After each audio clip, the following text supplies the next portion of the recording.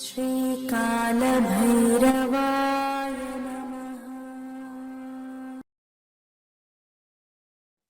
पांडवों के वास्तविक माता पिता कौन थे? पांडु पुत्र नहीं थे पांडव। दोस्तों, आज हम आपको बताएंगे कि पांडवों के वास्तविक पिता कौन थे। उससे पहले ऐसी ही ज्ञानप्रद बातें जानने के लिए आप हमारे चैनल को सब्सक्राइब कर लीजिए और घंटे का निशान दबाकर ऑल पर क्लिक करें। तो आइए वीडियो शुरू करते हैं। मित्रों, पांडवों की माता कुंती के वास्तविक पिता महाराज शूरसेन थे, जिन्होंने अपनी पुत्री को अपने बुआ के बेटे राजा कुंती भोज को गोद दिया, क्योंकि वह निसंतान थे। एक समय महर्षि दुर्वासा, जो अपने क्रोध के कारण जाने जाते हैं, उनका राजा कुंती भोज के महल में आगमन हुआ, जहां कुंती ने उनकी खूब सेवा की। सेवा भाव से प्रसन्न होकर महर्षि दुर्वासा ने अपनी दिव्य दृष्टि से यह देख लिया था कि कुंती अपने पति द्वारा कभी भी संतान उत्पन्न नहीं कर पाएगी। लेकिन भक्त के साथ कुछ बुरा ना हो, इसीलिए ऋषि ने कुंती को एक देव मंत्र दिया और कहा, तुम इस मंत्र का उच्चारण कर जिस भी देवता का स्मरण करोगी, तुम्हें उसी के समान पुत्र की प्राप्ति होगी। लेकिन इस वरदान में पुत्री प्राप्त करने का सामर्थ्य नहीं था। चूँकि कुंती एक चंचल कन्या थी, उसने उत्साहपूर्वक इस मंत्र का उच्चारण किया और भगवान सूर्य नारायण का स्मरण किया, जिसके फलस्वरूप सूर्यदेव प्रकट हुए और कुंती गर्भवती हुई। उसके बाद कुंती को कवच कुंडल के साथ दिव्य तेज वाला पुत्र हुआ।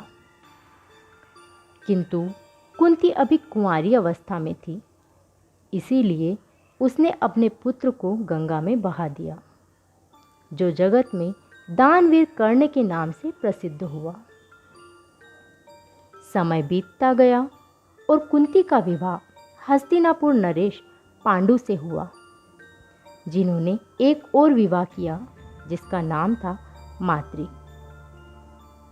दोस्तों, महाराज पांडु ने अपनी दोनों ही पत्नियों के साथ सहवास नहीं किया, क्योंकि वह एक श्राप से बंधे थे, जो उन्हें किंदम ऋषि द्वारा मिला था कि जब वह अपनी पत्नियों के साथ सहवास करेंगे तो उनकी मृत्यु हो जाएगी और उसकी पत्नी को चिता में सती होना पड़ेगा। पत्नियों के पूछे जाने पर पांडु ने उन्हें यह बात दोनों को बताई। तब कुंती ने उन्हें अपने वरदान के बारे में बताया।